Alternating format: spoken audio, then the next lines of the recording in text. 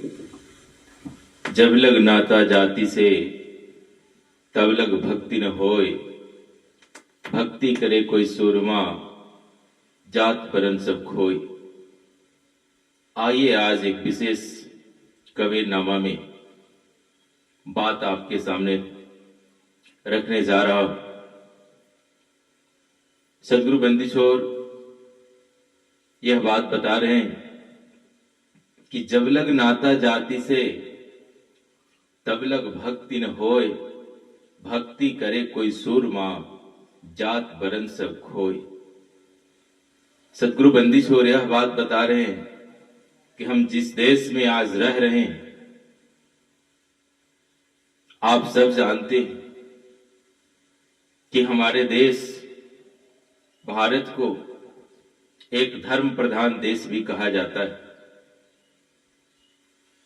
और यहां सभी धर्म और मजहब के लोग रहते हैं। जब धर्म प्रधान देश है और विभिन्न प्रकार के धर्मावलंबियों से यह बगीचा सुशोभित है, फिर भी जात है कि जात, ये कभी जाति नहीं। इसी पे सदगुरु बंदी छोर सदगुरु कबीर साहब बताते कि एक त्वचा एक रुधिर एक के सब में गोदा, सब में एक ही रुधिर है, एक ही त्वचा है, एक ही मलमूत्र है, एक ही गुदा है, एक ही हाड़ी निकसा, को ब्राह्मण को शूद्रा, और एक ही स्थान से हम सब आते हैं। फिर यह विभिन्न प्रकार के जाति बनाने वाला है कौन? जब सब में एक ही व्यवस्था, सब में एक ही त्वचा, एक ही हाड़, एक ही मल, एक ही रुधिर और सब एक ही जगह से सब आते हैं, फिर यहां आकर हम अनेक प्रकार के जाति धर्म मजहबों में लग जाते हैं। आज कोई ऐसा दिन नहीं कि जाति आधारित घटना नहीं घट रहा है। आज के सैकड़ों वर्ष पहले सदगुरु कबीर साहब इस बात का उल्लेख अपने लेखनी से करते और कहते कि एक ही हाड़ी निकसा को ब्राह्मण को शूद्रा। अरे मेरे भाई, सब हम एक ही जगह से आते हैं, फिर आप किसको ब्राह्मण कहते हो और किसको शूद्र कहते हो? आखिर वो कंपनी कौन है जो जाति बनाती है? हम सब इंसान जब तक इसका पहचान नहीं करेंगे तब तक आए दिन ऐसी घटना घटती रहेगी, क्योंकि हम लोग उस कंपनी का खोज नहीं कर पा रहे हैं कि जाति बनाने वाली आखिर वो कंपनी कहां अवस्थित है। अगर हमें जिस दिन ये पता चल जाएगा कि जाति बनाने वाली कंपनी कौन है, उस दिन सारा विवाद समाप्त हो जाएगा। अरे मेरे भाई, यह संसार में मनुष्य का जन्म सबको एक ही प्रकार एक ही जैसा होता है। सभी माता पिता के कर्म इंद्री और रज बीज के सहायता से हम लोग इस धराधाम पर आते हैं। माता के गर्भ से सब कोई बाहर आता है। सब में 5 तत्व 25 प्राकृतिक 3 गुण पाई जाती है, लेकिन फिर भी हम यहाँ आकर हम विभिन्न प्रकार के जाति धर्म और मजहब में उलझ जाते हैं। जाति के नाम पे ऐसा शोषण, ऐसा जुर्म कि मानो किसी नीचे की जो कंपनी के द्वारा बनाया गया जात, उसे जीना मुश्किल हो गया है, चलना मुश्किल हो गया है, घूमना मुश्किल हो गया है। ये सब क्या है मेरे भाई? आखिर मानवता की बात को आप कब समझ पाएंगे? कोई ऐसा जगह नहीं जहां जाति का बिना देखे कोई काम होता हो। ये सब आखिर क्या है? क्या सोच रखे हो? क्या आप अकेले जी लोगे? क्या जी लोगे आप? इस कंपनी का पहचान करो मेरे भाई। कौन ऐसी कंपनी है जो जाति बनाती है, धर्म बनाती है, मजहब बनाती है? उसे पहचान करो। और जब तक कंपनी का नाश नहीं कर पाओगे, तब तक इस प्रकार के उलझन समाप्त होने वाले नहीं हैं। आप ही बताओ कि इस कंपनी भारत में ये जातिवादी जो कंपनी है काफी फल फूल रही है। हर जगह जाति देखकर ही काम किया जा रहा है। ये क्या है? इसे क्या आप सबका विकास और सबकी बात कर पाएंगे? आप कैसा विडंबना है। आप सब कब इस बात को समझेंगे? आज हम ऐसे परिवेश में जी रहे हैं जहां टाइटल देखना, जाति पूछना, धर्म पूछना, उसके बाद उसके साथ वैसा सलूक करना, क्या ये मानवता की क्लास है? क्या यही इंसानियत है? क्या यही धर्म का पहड़ा है? क्या यही धार्मिक कहलाने का बात है? ऐसे उलझनों में हम लोग पड़े हैं कि मैं जितना कहूं उतना कम है। मेरे भाई सोचिए, विचारिए। ये जाति धर्म, आप लोग को एक बात रखता हूं, इसे गौर से सोचिएगा और गौर से सुनिएगा। जैसे हिंदू, मुसलमान, सिख, ईसाई, बौद्धिस्ट, जैनिस्ट, ये अभी मुख्य तौर से 6 कंपनी का चलन चल रहा है। मेरे भाई, अगर 6 भी कंपनी के एक एक नवजात शिशु को अगर हम ले लेते हैं, उसका परवरिश कहीं हम दूर करते हैं, फिर 5 या 10 साल बाद फिर उन जहां जहां से बच्चे हिंदू कंपनी से लिए गए हैं, मुसलमान से लिए गए हैं, सिख से लिए गए हैं, ईसाई से लिए गए हैं, बौद्धिस्ट से लिए गए हैं, जैनिस्ट से लिए गए हैं, ये सभी 6 बच्चे को 10 साल बाद उनके अपने पेरेंट्स से मिलाइए, उनके माता पिता से मिलाइए और माता पिता से मिलाकर यह बात पूछिए कि अब आप लोग अपने अपने बच्चे का शिनाख्त करें, पहचान करें, कौन से धर्म के कौन बच्चा है, तो क्या वो पहचान पाएंगे? नहीं पहचान पाएंगे। नहीं पहचान पाएंगे ना, क्योंकि प्राकृतिक रूप से किसी का धर्म का मुहर नहीं लगता है यह शरीर पर। कि लगता है? कोई ऐसा निशान नहीं होता है जिससे ये पता चले कि इस कंपनी, इस धर्म का ये बच्चा है। लेकिन आज हम जाति के नाम पे, धर्म के नाम पे, मजहब के नाम पे प्रतिदिन शोर शराबा, खून खराबा है और विभिन्न प्रकार की अपमान, शोषण, जुर्म का काम किया जा रहा है। ये कितना गुनाह की बात है, इसे सोचना होगा। एक तरफ यहां खासकर जो ब्राह्मण जाति कहता कि हमसे ऊपर कोई संसार में है नहीं, हमारा ही हक है कि हम वेद पढ़ सके, हमारा ही हक है कि हम वेद मंत्र उच्चारण कर सके, हमारा ही हक है कि हम पूजा पाठ करा सके, हमारा ही हक है कि हम आपको नरक में भेज सकें, हम आपको स्वर्ग में भेज सकें, हम आपको सुख और शांति दिला सकें।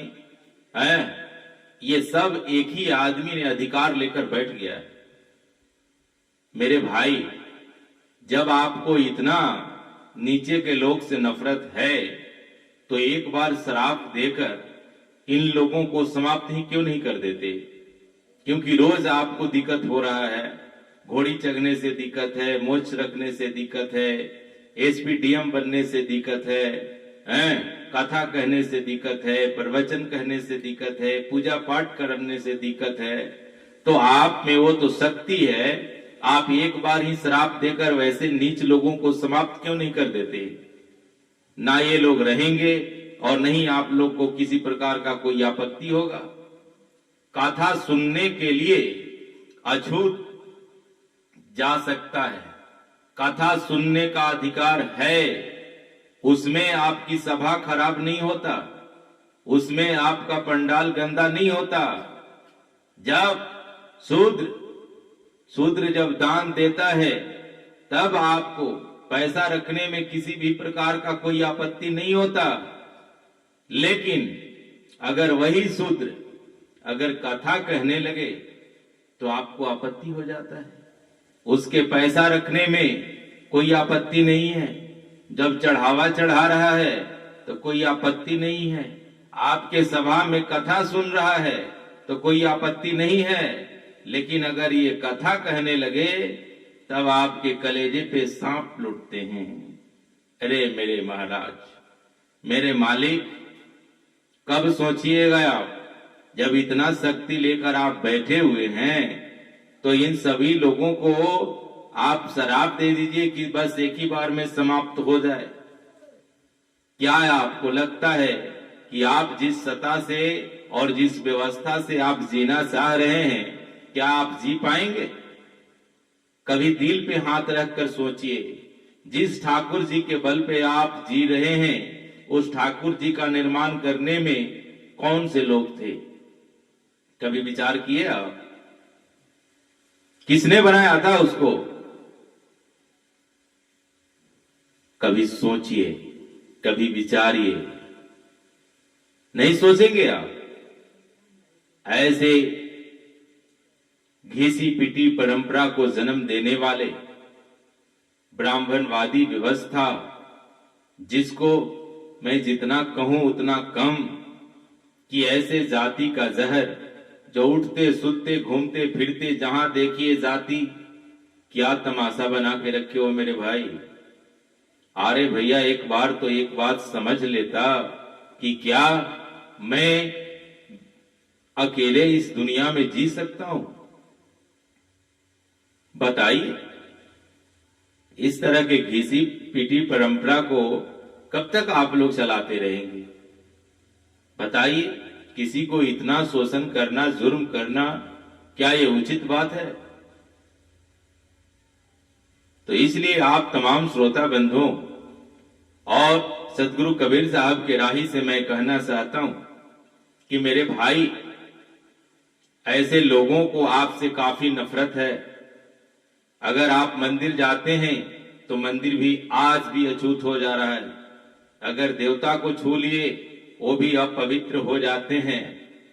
तो मेरे भाई, वैसे लोगों को आप खुद छाया न पड़े, उनसे काफी दूर रहें, ताकि आप किसी देवी देवता, किसी मंदिर, किसी मठ और किसी वैसे आचरण रखने वालों कभी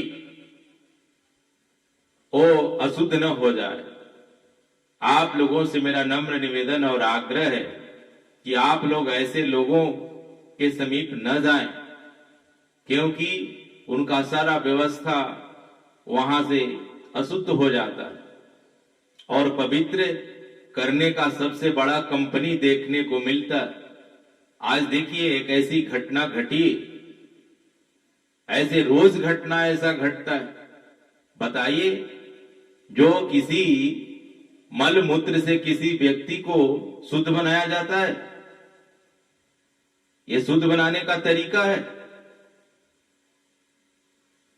मेरे भाई, अगर इस तरह का बात है कि मल मूत्र से व्यक्ति को शुद्ध किया जा सकता है, तो आप एक काम करो मेरे भाई, ज्यादा से ज्यादा मल मूत्र इकट्ठा करके और भारत के जितने भी छूत अछूत जातियां हैं, एक बार छिड़काव कर दो, ताकि संसार के सभी अछूत लोग जो हैं वो सब शुद्ध हो जाएं और आपके बराबरी हो जाए। ऐसा भी तो कर लो मेरे भाई। जब आप मंदिर को शुद्ध कर सकते हो, देवता को शुद्ध कर सकते हो, पैसा रुपया को शुद्ध कर सकते हो, जमीन को शुद्ध कर सकते हो, गाड़ी बंगला को शुद्ध कर सकते हो, तो जो दिन रात घटना घट रहा है अछूतों के प्रति, एसी एसटी ओबीसी के लोगों के प्रति, तो इन लोगों को आप एक बार ही क्यों नहीं शुद्ध कर लेते हो? एक बार शुद्ध कर लो कि अब रोज का तमाशा ही समाप्त हो जाए। क्या गजब का दिमाग आप लोग के पास है। ऐसे ऐसे अमानवीय खेल बहुत कम देखने को मिलता है। क्या कैसे कैसे लोग होते हैं। एक तरफ कोई खेल मदारी होता है तो सभी लोग कहते हैं अरे ये सब झूठ है, बकवास है। और ये जो आप नौटंकी करते हैं ये सब बकवास नहीं लगता आपको? आप डिजिटल दुनिया में जी रहे हो, दुनिया कहां से कहां चल गई, और आप अभी भी मल मूत्र को मनुष्यों पर छिड़क कर, पिलाकर, नहलवाकर उसे आप स्वर्ग में भेजेंगे, शुद्ध करेंगे। ये ऐसी व्यवस्था है? अगर वही मल मूत्र आपको भी किया जाए, दिया जाए, तो आपको क्या कैसा लगेगा? आप अपने मन से कभी विचार किए? रे मेरे भाई, मानवता को इस तरह से शर्मसार करने वाले व्यक्तित्व के धनी आप लोग के अंदर थोड़ा सा भी हया है, थोड़ा सा भी शर्म है, तो मानवता बचाने का काम करिए, प्रयास करिए। ये जाति, धर्म, मजहब के नाम पर शोषण करना, जुर्म करना, अपमान करना छोड़िए। एक मानव मूल पर जीने का प्रयास कीजिए। अगर आप कहते हो कि सबका हिसाब होगा, कोई मालिक है, तो बताइए क्या आपका भी हिसाब होगा या नहीं होगा?